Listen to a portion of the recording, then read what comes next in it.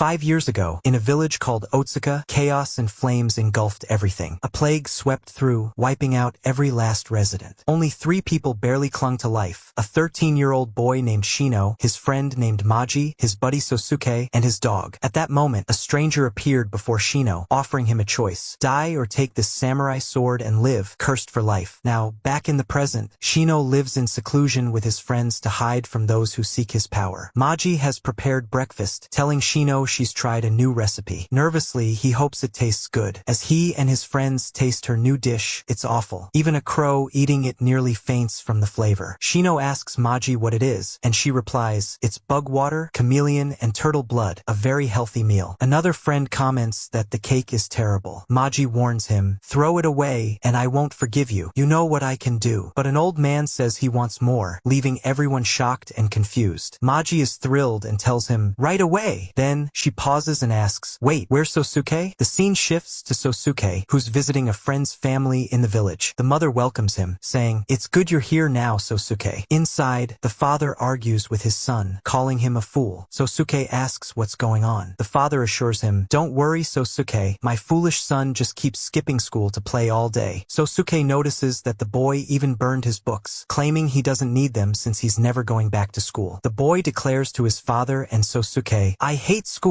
I don't want a job when I grow up. His father reminds him that he's only 12 and knows nothing about the world. The boy then suggests to Sosuke, how about I come to your house instead of school, and you teach me? Sosuke replies, even if I agreed, I can't teach you every day. The father scoffs, saying, the boy would make everyone else foolish. He's only interested in visiting Shino to play, not study. The boy responds that Shino's probably out running in the woods again, as he's done lately, forgetting he shouldn't mention this in front of Sosuke, who forbids Shino from going alone. The boy stammers as his father scolds him, hitting him lightly on the head. After collecting the supplies he needs, Sosuke heads home with the boy, who's helping carry the bags after getting his mother's permission. Sosuke warns him, you're sure about walking back with me? People here don't like me and my friends. The boy, whose name is Kenta, insists, I'm fine walking with you. When they arrive, Maji greets them, surprised that Sosuke managed all those supplies alone, but he assures her Kenta helped. Kenta enters, Maji thanks him, and Shino joins them. As usual, Kenta annoys Shino. At that moment, Sosuke asks Shino if they can talk privately about a place he'd been recently, reminding him he'd warned him not to go there alone. Shino glances at Kenta, realizing he must have told Sosuke, and Kenta quickly slips away. Shino, now anxious, agrees, and he and Sosuke go to another room, where Sosuke asks if he went into the woods alone recently. Shino hesitates, but his crow speaks up, confirming he was there. Shino agrees, saying the crow was with him. Sosuke, frustrated, reminds him he'd warned him multiple times not to go there alone, as those with special powers like them are easily drawn into the forest's darkness, which could lead to anything happening to them. Shino is upset that Kenta told Sosuke about his trip to the woods. Sosuke then suggests that Kenta's frequent contact with them may have affected him. On his way home, Kenta suddenly encounters a ghost resembling Shino calling out to him. Terrified, he runs home. The scene shifts to their teacher informing Sosuke and Shino they've received a summons from the High Lord of the Council of Elders. Sosuke asks why Shino is also summoned. Their teacher explains he isn't sure, but the summons is real. He's verified the seal and signature. Shino suggests ignoring it, but the teacher insists they can't. The Emperor is searching for the sacred sword. The sword is actually the crow that's with Shino, though ordinary people don't know that. Sosuke realizes the council must have discovered the sword's presence. The teacher confirms this is likely true. Meanwhile, at the council, a man named Ryo is informed that survivors from Otsuka still live, referring to Shino and his friends. Ryo, interested in the sacred sword, reveals he was the one who gave it to Shino. The next morning, the team arrives to escort Sosuke and Shino to the Emperor. Arrogantly, they taunt the friends. Shino, enraged, says, do you want to see my power? His crow suddenly emerges from his arm, attacking and taking them down. Their teacher, now extremely anxious, identifies them as the 5 foxes from the Osaki clan. The old man adds that they've found an enemy far stronger than themselves. Kenta arrives, telling Sosuke the village is in chaos, with 3 missing teenagers whose families are frantic. Maji rushes to tell their teacher what's happening. Kenta then asks Shino if he went to the forest after he left yesterday. Shino denies it, but Sosuke is suspicious. Kenta describes seeing a ghostly woman who resembled Shino in the forest the night before. Both Sosuke and Shino are stunned, and Shino warns Kenta to stay away from the forest and not return. Kenta is hurt and confused, but he leaves. The foxes inform their lord about Shino and the sword's location. Their lord praises them for the discovery. Later, Sosuke returns home, and Maji asks if he found Kenta. He says no and mentions that Kenta hasn't returned home. Maji tells him Shino found Kenta's necklace outside, and he immediately rushes out. Alarmed, Sosuke remembers it's the necklace he gave Kenta, and he races out as well, transforming into a giant wolf. Darkness falls, and we see Kenta trapped in a spider's web in the forest, where Shino finds him. Kenta asks if he's the real Shino, wondering who's been watching him all day. They notice the ghostly figure who set the web and looks exactly like Shino. Suddenly, the ground shakes, and a giant spider appears, with the ghost perched on it. Kenta faints as the spider attacks them, but Sosuke arrives in time to save them. They dodge the spider's strikes, and Shino, wielding the sword, becomes incredibly powerful, slicing the spider in half with one swift move. Sosuke tells Shino that with the sword, no one can defeat him. Kenta is brought back to his family, who are overjoyed. Later, Shino and Kenta return home. When they arrive, they learn that the Emperor's men have taken Maji to him as a hostage, threatening them. Sosuke declares this is a declaration of war, and they prepare to leave the next morning to rescue her. At that moment, Maggie is sitting with the president, making demands that have exhausted the servants, who are completely worn out. The president says to her, "You're really a hard person to please." Maggie responds, "How dare you say that, after you kidnapped me and forced me to stay here, you sly fox." The president replies, "All I needed was your help to meet your friends, and I also heard that the girl who survived Otsuka village was very beautiful, so I wanted to see you." He keeps trying to annoy her, but she embarrasses him until he loses track of his words and goes silent. Meanwhile, Shino and Sosuke arrive in the capital. Shortly after, men from the Council of the Wise arrive to take Shino and Sosuke, but Sosuke refuses, saying they want to settle in their residence first. Ryo arrives, whom Shino already knows, but Sosuke asks who he is. Shino explains that Ryo is one of the members of the 4 great beast families. Ryo resolves the situation, telling the men to leave and assuring them that Shino and Sosuke are his guests. He adds that he'll explain everything to the Council of the Wise later. He then takes them to the palace and leaves, saying he's busy and that they'll talk tomorrow. He tells them not to worry about Maggie, and that he'll arrange for them to see her tomorrow. Later, Sosuke asks Shino how he knows Ryo. Shino hands him his jacket, saying, "I'll explore the city." Sosuke tells him not to stray too far, and Shino agrees and heads out. Shino then wanders around the marketplace, listening to people talking about rumors of soul-devouring demons and beasts. Shino asks the crow, "What are they talking about?" The crow responds, "Forget it, there are no such things as demons. Wicked people are the real demons." Suddenly, a young man falls onto Shino, and they both hit the ground. We find that this young man is being chased out of a large mansion by a group who tells him never to come back. The young man, clearly angry at the priests, yells, "I know Jinba is in there. Give me my brother back." One of the priests responds, "What are you talking about? The one we captured isn't human at all. He's a demon." The young man's father arrives, calling out to him. His name is Kojo, and his father, after apologizing to the high priest Siren, tells him not to come back. Kojo, still fuming, is chastised by his father, who says, "You're foolish. What good did all this accomplish? Use your head for once." Throughout this, Kojo has been standing over Shino, not realizing he's there. When he notices Shino, he's startled and later takes him in to treat him, as Shino has passed out. Kojo notices that Shino is from the Council of the Wise and sees the mark on Shino's shoulder, becoming curious about who he is. When Shino regains consciousness, Kojo invites him to eat as compensation for what happened. Sosuke arrives in dog form, and the crow brings Shino back. Kojo ends up with a huge bill for the meal, poor guy. That evening, the high priest is talking to Soren, asking about the morning commotion. Soren responds, "Nothing, just a stray dog. We took care of it." They then discuss their plans to deal with the demons, even though demons don't actually exist. It's clear Soren is up to something sinister. Meanwhile, we see Kojo's brother, Jinba, locked in a cell with the same mark on his face that Shino has on his arm. In the morning, Sosuke goes for a walk, and Ryo finds Shino with his huge dog. Shino tells Ryo, "It's been 5 years. Ryo comments, "It seems Sosuke has mostly forgotten the past, right?" Shino replies, "Yes, he barely remembers anything." Ryo then adds, "I never expected the sword contract would turn out this way. You're not aging at all." He mentions the sword's power and how anyone who contracts with it has to pay a price. Ryo speculates that Shino's price is that he'll never grow up again. Shino laughs it off, saying, "What price? The crow and I are living just fine." He then pulls the giant crow from his arm. Shino asks Ryo directly, "So, what do you want? Are you trying to reclaim the sword?" Just then, Sosuke enters the room, cheerfully saying, "Good morning. What's got you two raising the dead so early?" They sit down and talk about Maggie, who's at the Beast Clan's mansion, and decide to visit her right after breakfast. Shino and Ryo start bickering again, and Sosuke has to calm them down. Ryo's huge dog then rushes over, showing affection for Sosuke, which annoys Shino, who's upset that the dog likes Sosuke but not him. Frustrated, he stomps off inside. We then see Kojo and his father, saddened over Jinba's situation. His father tells Kojo, "We just need to wait until the moon rises. Let's hope Jinba can hold on until then." The scene shifts to the mansion of the Osaki Beast Clan. Maggie is sitting with the president, who is irritating her to the point that she almost smashes a table on him. Just then, Shino and Sosuke arrive, and Maggie rushes to the door, accidentally smacking Shino in the face with her shoe, exclaiming, "Took you long enough." They warmly greet each other. The president, Osaki, comes out and welcomes Shino, Sosuke, and Ryo, introducing himself. Shino, irritated, says, "So you're the one who kidnapped Maggie." The president denies it, claiming he only invited her to stay with him. They all go inside the mansion, where Ryo introduces himself to Maggie, saying he also lives there as one of the leaders of the 4 Beast Clans. Maggie feels like she's seen Ryo before. Osaki then takes them all on a tour of the city. Sosuke asks Shino how he knows Ryo, but Shino dismisses it, saying it's not important. As they walk, the city's dogs begin reacting to Sosuke, sensing his canine spirit. Meanwhile, Shino notices someone watching them. It's Siren, who has his creature spy on Shino before it returns to him and enters his body. Surrounding him are more of these sinister creatures. Later, Siren visits Jinba, using his creatures to torture him, and we find that insects are sucking Jinba's blood from all over his body as the monk Siren tortures him cruelly. In the evening, Shino is sitting with Sosuke after taking a bath and says, "I'll ask you again, Shino, how do you know Ryo?" Shino replies, "I won't tell you, and besides, it's none of your business." Noticing Sosuke might get upset, Shino adds, "I met him 5 years ago, and I figured you and Maki might not remember him." He continues, saying that the person who saved them when their village was on fire was Ryo, and tells Sosuke what happened, adding, "I told Ryo that day I would repay him someday, which is why I'm saying it's none of your concern, Sosuke." Sosuke then tells Shino, "Well, it's late now. Let's rest and figure out his intentions in the morning." They go to sleep afterward. In the morning, Osaki is wandering around the city with Maki, Shino, and Sosuke. Shino notices Osaki's foxes watching him closely, worried about him, and comments, "What's up with them? They seem overly protective." Meanwhile, Kojo is talking to the town guards and finds that his brother, Jinba, has been stopped from working, and he questions them about the unclear reasons they give, only to get thrown out again and land on Shino. It seems like fate is playing a trick on him. Kojo then takes Shino and Sosuke to his home, acting all excited, and calls for his mother, who hits him with a book, telling him to calm down and behave. Kojo introduces Sosuke and Shino to her. Maki, meanwhile, grows concerned about Shino and Sosuke, wondering where they went. She notices the girls heading to school, and Osaki observes this, deciding to look for a suitable school for Maki. Later, Osaki and Ryo talk about the demon, which is Jinba, and Ryo notes how unlucky he is to have been captured by Siren, of all people in the city. They discuss Shino's magic sword, and Osaki tells Ryo they need to keep a closer watch on the sword, as every power in the land desires it as a weapon. Kojo invites Shino and Sosuke for a meal, joking, "Where does all that food go? Do you have a hole in your stomach or something?" He then says to Sosuke, "It must be tough keeping up with him." Shino asks Kojo, "Why do I always find you in trouble?" Kojo replies, "It's because of the people at Shojetsu's temple." Shino looks surprised and is about to ask him about his brother's situation, but Kojo changes the subject and says goodbye. They go back to Ryo, where Sosuke says, "So tell us, why exactly did you summon Shino here?" Ryo brings out 2 beads and Shino exclaims, "Have you kept these with you all this time? I've been looking for them forever. Can I take them back? These beads are precious to us from when we were little." Ryo explains, "There are still 6 more of these beads out there." Shino is stunned and asks, "So you're saying there are others who also have beads like ours?" Ryo says, "These beads are part of Fushirheim and her 8 followers." Shino looks surprised and says, "What's that?" Ryo explains, "It's a legend passed down by the Satomi clan." He goes on to explain that long ago, there was a woman named Tama who came from the main island and used her beauty and cunning to deceive people and destroy them, ultimately earning favor from the court. During that period, the island was engulfed in darkness, chaos, and famine, with people killing each other for food. In this situation, a princess appeared with 8 young men, but Shino grows bored and interrupts, "Get to the point." Ryo says, "Weren't you the one who asked me to tell the story?" Shino apologizes and asks him him to continue. Ryo explains that there were 8 important beads, and Shino's mission is to find the remaining 6 and their owners. Shino, frustrated, says, "Are you crazy? There are millions of people in this world. How are we supposed to find them? The solution would be to write about it in the newspapers if you really want to find them." Sosuke agrees to take on the mission and starts his search. Ryo asks Shino, "Have you noticed any changes in Sosuke since the incident?" Shino replies, "No, and even if he has changed, Sosuke will always be Sosuke." Elsewhere, Kojo's father is pleading with Siren to release Jinba, who is the fiancé of his daughter, Kojo's sister, making Jinba practically family. He begs Siren, but it's in vain as Siren tells him, "He's no longer your son, he's a demon now," and dismisses him. Siren then returns to Jinba to continue torturing him. Due to the intense torment, Jinba's condition starts to change, and a powerful energy emerges from him as he transforms and escapes. Jinba, now a beast, escapes and heads for the city's main tower, drawing public attention. It turns out this was all part of Siren's plan from the beginning to transform Jinba, who is now searching for souls to consume. At this time, Shino is with Sosuke in the market, and Sosuke tells him that they'll handle everything together from now on. But Shino senses Jinba, now a demonic beast, approaching, and he says to Sosuke, "There's something coming our way, and it feels evil." Shino begins luring the monster out of the city to avoid endangering people. The monster pursues Shino as Sosuke transforms into a dog and runs to help him. Kojo realizes that the demon chasing Shino is actually Jinba. Shino successfully leads Jinba out of the city but senses something unusual about this beast, thinking it seems human in origin. He stops, draws the crow sword from his arm, and prepares to confront Jinba, the beast. Jinba attacks Shino, struggling to resist his fierce inner power as he recalls his fiancé and family. Siren and his sinister sect arrive, and Siren taunts Shino, "Yes, you're the magic sword, aren't you? The only soul with the courage to face the beast." Siren then launches arrows at Shino, injuring Sosuke and Jinba, and all 3 fall into the river. Unfortunately, the night gets very late, and Maggie is extremely worried and frustrated that they didn't inform her. He tells her, "Don't worry, if you want, I can send the foxes to look for them for you." She replies, No, I'm not worried at all." Then he asks, "How about we go check out the school tomorrow?" She's surprised, and he explains, "It seems Shino and Sosuke will be here for a while longer, so you'll want to start school. What do you say about visiting your new school?" Meanwhile, Kojo still doesn't know what happened to Jinba, Shino, and Sosuke, and he continues to search for them in the city. The little monster suddenly grows larger in the water, saving the crow, Shino, and Sosuke from drowning. Shino worries about Sosuke, but Sosuke reassures him that it's just a surface wound, not deep. Shino then sends the crow to quickly inform Ryo of what happened. Jinba is still with them, hanging on Shino's monster's tail. Shino has no idea who he is or why he's there. Sosuke suggests, "I think this might be the demon." Elsewhere, the villain Siren and his cult are still searching for Shino and Jinba. Siren orders them not to let them escape and to bring him the magical sword immediately. Shino and Sosuke return home. Shino is worried about Sosuke, not only because of his injury but because he has always been alone since he was young, with no parents. Later, Sosuke wakes up and says, "Why are you sitting here? You'll catch a cold." Shino is happy that Sosuke is feeling better and hugs him. At that moment, Ryo's giant dog and the crow enter the room. Kojo enters the room, calling them for breakfast, but is shocked to find a giant dog taking up most of the room and screams. They go down to eat, and Shino is delighted about the meal. Kojo is stunned to learn that Sosuke is actually the dog. Then Shino asks about Jinba, and Kojo replies that he's still asleep, but assures Shino that he'll have Jinba apologize if he caused any trouble. Jinba enters, surprised to see a talking crow and 2 large dogs, one of whom is Sosuke. He's stunned, asking, "Am I still dreaming?" Kojo assures him, No,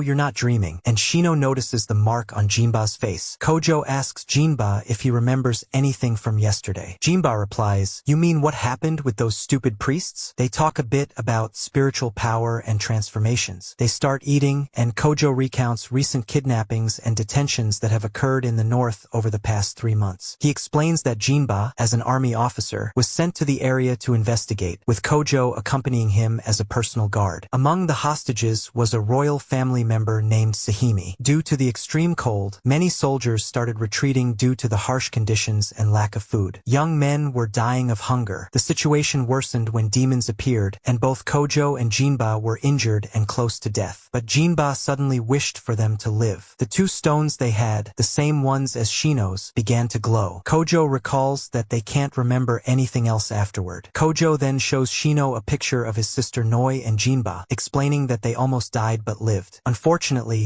his sister Noi didn't survive. Jinba is so grief-stricken that he acts like a madman, attempting suicide multiple times, even slicing his neck with a knife, but his wounds heal quickly and he remains alive. Kojo also tried to commit suicide, but his wounds healed instantly. Shino asks Kojo about what happened to the others. Kojo replies that they all died except for the royal family member who survived, though he doesn't know why. Rumor has it that Ryo was the one who saved her with his dog, so Shino asks why he wasn't sent in the first place if it was that easy for him. Kojo explains that he didn't interfere as part of the government council, but the royal family pleaded with him, and he eventually agreed. Kojo then asks, so what's your story? Why is that awful Siren looking for you, like Jinba? Meanwhile, Siren reports everything to the head priest, mentioning the magical sword but not telling the full truth. The head priest dismisses the rumors as nonsense, saying the sword only exists in legends. Siren apologizes and starts to leave, but the head priest stops him and asks if he truly doesn't know where the sword is. Siren denies it, and the head priest taunts him, saying, even if you did, you're not as strong as your brother, so you wouldn't be able to handle it. Frustrated, Siren leaves. At Ryo's palace, Ryo and Osaki are relieved that Shino and Sosuke are safe. Osaki asks Ryo what's so special about Sosuke that made Ryo's dog choose him. Ryo shrugs, saying he doesn't know, and invites Osaki to ask the dog directly. The foxes joke with Osaki, saying they could ask on his behalf, and discover that the dog saw something familiar to Ryo in Sosuke. Back with Kojo and Jinba, Kojo explains that he knows Shino and Sosuke's story, and that they, too, are victims from a village destroyed by monsters and plague. A surveillance insect from Siren's side watches them at home. The scene then shifts to Maggie as she leaves school. Osaki comes to take her home, but on the way, insects from Siren attack, striking Maggie on the face and taking a blood sample. Osaki quickly commands his spirit fox to eliminate the insects, and it swiftly does. Furious, Siren vows to teach Osaki a lesson. Siren is seen later, discussing with his followers the preparations for capturing the demon and Shino and Sosuke. They tell him they're awaiting orders from the head priest. Siren declares that they don't need to wait, as he has locked up the head priest. Back with Shino and friends, Jinba has grown fond of Shino's monster, the orb, and names it Migo, surprising everyone. Shino tells him, you two seem to be close. We'll leave it with you. Kojo insists, no way, you're not leaving that thing here. You're taking it with you when you leave. At that moment, Siren's insect army and cult members surround Kojo's house, prepared for battle. Shino senses them and steps outside to find the house encircled. A fierce battle ensues, and Shino and the others fight back. Siren taunts Jinba with mention of Noi, enraging Jinba and Kojo, who transform into beasts and defeat their enemies in one powerful strike, even severing Siren's arm, forcing him to retreat. As Siren tries to escape, Osaki appears, blocking his path, saying, you think you can get away? Osaki summons his 5 foxes, terrifying Siren's followers, who abandon him. Siren confronts Osaki, asking, what are you doing here, you scoundrel? Osaki says calmly, forget that. Worry about your arm. If you don't treat it, you'll die. Siren responds, don't bother. My insects will heal it quickly. Osaki remarks, confident, aren't you? Too bad. They're not coming back this time, revealing that he knows Siren is actually his half-brother. Osaki lets his foxes finish off Siren. Shino and Sosuke finish off the remaining insects, and Shino tries to douse the flames with his magical sword, causing rain to extinguish the fire. Kojo and Jinba return to their senses and human form, and Shino checks on them to ensure they're safe. The next day, Shino is wandering around the palace and finds a strange corridor. He feels the presence of the serpent spirit and becomes scared and anxious. At that moment, Ryo appears behind him, placing a hand on Shino's back and saying, what are you doing here? Shino jumps in shock, shouts, and falls to the ground, saying, why did you sneak up on me like that? Ryo replies, what you're doing is wrong. You shouldn't roam in a place without knowing its owner. This part of the palace belongs to someone else, and even Osaki and I are not allowed here. He extends a hand to help Shino up. Shino is confused, but he gets up and walks with Ryo. Then, Ryo talks to Shino about the fire at Kujo's house on the mountain. Shino says, what's that got to do with me? That wasn't my fault, you fool. Osaki laughs because Shino called Ryo a fool, as no one in the realm would dare to speak to Ryo like that. Then Osaki apologizes to Ryo for laughing and tells him that Shino had nothing to do with any of this and was dragged into it against his will. Osaki then tells them he's sure the monks won't be hunting demons and monsters anymore. Shino is surprised and asks if he's sure or just guessing. Ryo replies, yes, I heard that the head monk stepped down, and nobody knows where Siren is, so there's nothing to worry about from them right now. Then it's time for Ryo to leave. He tells Shino, try not to get into any trouble today, and walks away. Shino asks Osaki Osaki if he knows where Ryo always goes. Osaki answers that he goes to his job at the Council of Elders, as usual. Shino is surprised and asks what Ryo does there. Osaki explains that Ryo is one of the council's pillars. Shino is shocked to learn about Ryo's high rank and says, "Are you sure about this?" Osaki tells him he doesn't understand at all. Ryo is very popular here. Osaki explains that Ryo's popularity is due to his appearance and his strong connections with the royal family. He also supports the royal council and has a charming personality, so he's like the council's beloved child, bringing generous donations from the people. Then Shino asks Osaki about Sosuke. Osaki says he's still asleep. Shino replies that he's just very sleepy at the start of the lunar month. Osaki comments that even the crow is quiet today, and Shino tells him it's because the crow is always calm on the first day of the lunar month, while Sosuke feels drowsy. As time passes, Sosuke wakes up and finds Shino next to him, reading a book. Feeling reassured, Sosuke goes back to sleep. At this moment, Shino recalls Ryo's words about any changes in Sosuke over time and gets a bit anxious, thinking that even if there were changes, Sosuke would still be the same to him. Later, Shino gets very hungry and heads to the kitchen to find food since Osaki and the foxes aren't around. Suddenly, he bumps into a girl and falls to the ground. He's taken aback by her beauty and apologizes to her. At that moment, the crow appears on Shino's arm, and when the girl sees it, she screams, strikes Shino, and runs away. Shino later sits with Osaki and recounts what happened while he's eating. Osaki says, "It seems you met Iani." Shino asks, "Who's Iani?" Osaki explains, she's a member of one of the 4 great animal families chosen by the Great Serpent. Osaki tells Shino, "You're very lucky. The Great Serpent didn't harm you. He's merciless and would have killed you if anything had happened to Iani." Magi tells Shino that he surprised the girl by appearing out of nowhere in her room and probably scared her. Osaki asks her what she's been doing, and she says she was gathering flowers that Iani dropped. She gives them to Shino and tells him to give them to Iani, apologize, and invite her for tea since they're the same age. Magi wants to be her friend. Shino feels nervous but takes the flowers and heads to Iani's area, calling out for someone to meet him, but there's no response. As he moves further down the path, the area becomes strange, and fog spreads everywhere. The sword senses danger, and Shino feels threatened. Suddenly, the place transforms into an illusion, and he hears a voice saying, "There's something special about your body," referring to the sword. At that moment, the crow becomes even more aggressive and tries to emerge, but Shino holds it back. The voice tells him, "You entered the barrier without permission, which is disrespectful." Suddenly, someone attacks Shino, injuring him, and he falls to the ground. The attacker is revealed to be Iani's guardian, the Great Serpent in human form. She says to Shino, "Didn't Osaki tell you this area is forbidden?" Shino replies, "Yes, but I came to bring flowers for Iani." The serpent is about to finish him off when Sosuke arrives quickly, apologizing on Shino's behalf. He introduces both of them to her. To forgive Shino, the serpent demands that Sosuke offer one of his arms as a sacrifice. Sosuke takes the sword and is ready to cut his arm, but Shino tries to stop him. At that moment, Iani arrives and stops everything instantly. She asks the serpent, "Why are you doing these wicked things? Aren't these people important guests of Ryo?" The serpent responds, "Yes, but they broke our rules." Iani says, "What's the harm in that? They brought me flowers." And she cries, saying she hates the serpent, then runs off. The serpent reconsiders and lets Sosuke and Shino go. When Shino and Sosuke return to their room, Shino apologizes. Sosuke tells him, "Didn't I tell you to stay quietly by my side? Why are you always causing trouble?" Shino replies, "Magi asked me to do this." Sosuke is concerned about Shino's injury, but Shino assures him the crow will heal it quickly. At that moment, Iani appears and apologizes for what happened, noticing Shino's injury. She's brought him medicine. She's shocked when she enters and sees Shino petting Sosuke's head, gets embarrassed, and runs back to her room. Shino calls after her and convinces her to return. Iani thanks him for the beautiful flowers. Shino says, "Don't thank me, thank Magi." Iani asks, "Who's that?" Shino explains that Magi is his childhood friend and wants to be Iani's friend, too. Iani is surprised and says, "But I'm strange. My hair is silver, and my eyes are also an unusual color. She might find me repulsive." Shino reassures her, "Repulsive? There's no such thing." The crow emerges from his hand, and Iani hides her face, afraid. She asks, "Aren't you scared of that thing?" He says, "No, not at all. The only thing I know is that if it weren't for him, I'd be dead." They talk a bit about the people around them, and the scene shifts to Shino apologizing to the serpent. Later, Iani meets Magi at the city festival in the evening, and they become friends. The next day, Shino talks to Ryo and tells him about an important mission he wants to carry out, which is to go to a mountain to check the situation there. Of course, course, this incident is similar to what happened in his village. Afterward, Shino sets off on the mission, and then Sosuke enters to ask Ryo where Shino is. He says, "It's lunchtime, and I can't find Shino either." Ryo replies, "I knew he'd leave, but I didn't expect him to go alone." Sosuke looks surprised, and Ryo tells him, "It would be best if you hurry after Shino." Sosuke says, "What do you mean? What's going on?" Ryo explains the mission to him afterward. At this point, Shino has reached the mountain peak and is walking through the forest, feeling puzzled by the heavy rain falling on the peak. The crow then tells him that both his and Sosuke's stones are glowing. Shino takes them out of his pocket, and they are indeed glowing intensely. Shino wonders why they are glowing so brightly, but at that moment, he slips and falls off a cliff, sliding down to the ground. Meanwhile, another person is asleep leaning against a wall and dreams of someone attacking him with a sword. He wakes up startled. A woman comes out of the house and asks him, "Did you dream of that man again? Are you okay?" He responds, "Yes." She goes back inside, and he thinks to himself, "The man in my dream took everything from me." At that time, Sosuke is boarding the train to catch up with Shino. Just then, at the station, Kojo calls out to him, and Sosuke asks, "What are you doing here?" Kojo replies, "I came to greet some guests." He then says, "Are you looking for Shino?" Sosuke asks, "Did you see him?" Kojo replies, "Yes. He took the train heading west a little while ago." Kojo adds, "I guessed he'd go off on his own without permission. Do you know where he went now?" Sosuke replies, "Yes, I'm going after him right away." Just then, Jinba shows up and says, "You're planning to catch up to him, right?" Sosuke replies, "Yes," and they decide to join Sosuke. Jinba says, "The train won't come for another 2 hours, and it's forbidden to go to such a dangerous place alone." Sosuke says, "Fine." They say there's a monkey spirit there. Kojo says, "Another monster problem?" At that time, Shino is still lying on the ground, but he's beginning to regain consciousness. He calls out to the crow and searches for the stones, but can't find Sosuke's. Suddenly, while searching, the monkey spirit appears, and it's a giant monkey. The monkey does nothing to him, and Shino asks it about the stones, but the monkey doesn't respond and instead brings him different stones. Shino says, "That's not it." Then he says, "I'm sorry, there's no way you can find something that's small with your huge body," and tells the monkey he'll search alone, thanking it. Next, we see a wise woman being asked by someone about the disease, asking if it will infect the entire village. She says, "Don't worry, it's not contagious, but you can't drink water or beverages randomly." The person responds, "All right," although we're heading into the festival, and we return to Shino, who is still searching for the stones. He asks the monkey, "Tell me, have any people come to explore this mountain recently, or was there a woman with the villagers?" Shino wants to describe the woman to the monkey but can't, even though he's seen her in his dreams many times. The monkey appears clueless about the matter, and Shino thinks to himself, "I'm an idiot. I came here without gathering any evidence and even lost Sosuke's stone." At that moment, Sosuke appears in front of Shino and scolds him for acting on his own. Kojo and Jinba arrive, saying, "It's good you're safe alone." Shino says, "I'm not alone, I'm with the monkey," but then realizes the monkey isn't there, so he stops and says nothing. Shino apologizes to Sosuke for losing his stone. Sosuke says, "Don't worry, it's fine. The important thing is we get back safely." Shino says, "No, the stone is a part of you, and you must take care of it." Sosuke lifts Shino and says, "Don't worry about it," then puts him down, and they leave. They return to the village, and Kojo says, "Let's find a place to stay for the night." At that moment, when Kojo and the others encounter the village residents, the villagers become frightened and immediately lock them in a cell. The friends are confused and wonder what's going on. It's revealed they were arrested for going to the mountain. Then a doctor arrives and tells them, "You went to the mountain? How reckless." She introduces herself as Seiki and says she's the village doctor. She tells them they might have been exposed to a dangerous disease, so they won't be released until everything is checked. She says she needs to take blood samples from them first, and then she'll instruct them on what to do. Seiki's supervisor arrives, who knows Jinba, and salutes him. Jinba doesn't remember him, and the supervisor tells him he served as a medical trainee on the front lines. Kojo recognizes him at that moment and asks, "Aren't you Joji?" Joji replies, "Yes." "Aren't you Kojo?" They recall each other, and Kojo says Joji was strange, and even when soldiers got injured, they didn't let him near them. Seiki tells Joji to take their samples. The scene then shifts to the strange man approaching the detention room where the friends are and watching as Joji takes their samples. The man is shocked when he sees Sosuke and says, "I finally found him. This is the one who took everything from me 2 years ago. This is the man who killed me before." The next morning, the man and his female group perform their show, with people watching from everywhere. In the morning, Seiki returns and tells the group group that they found nothing in their blood samples, so they'll release them. She adds, but we're still cautious, so we'll give you a room in the Wise One's quarters, but don't wander around the village too much. Kojo says, you're still imprisoning us. We then learn the strange man's name is Asakino, and a woman with him asks, what are you doing alone here? You're wearing a mask, and that's not like you. He removes the mask, furious, and says, I finally found the one who took my life. At the same time, Seiki takes the friends to the Wise One's quarters and finds the place in terrible condition. She says, put up with it until the festival is over. Jinba asks her, how long is the festival? She replies, starting today, it'll last 3 more days. They go silent and follow her into the Wise One's quarters. Just then, the crow calls out to Shino, and Sosuke asks, you haven't been searching for the stone since yesterday, right? The crow says, yes, but Shino silences it. Sosuke warns Shino that it's dangerous to be away from the crow for long because Shino's spirit and the crow's are originally one, and it would be hazardous for their lives to be separated. Shino replies, got it. Then, feeling down, Shino leaves for the village, and on his way, he meets the strange man, who says, are you a child from the Wise One's quarters? Shino says, no, I'm just a visitor here. The man responds, you're one of those who entered the mountain, right? Shino says, since you know, it's best if you stay away from us. The man says, I'm also an outsider, so I have nothing to do with that. He asks, so you'll stay here for a while, right? Shino replies, yes, until the festival ends, we'll be at the Wise One's quarters. The man says, all right.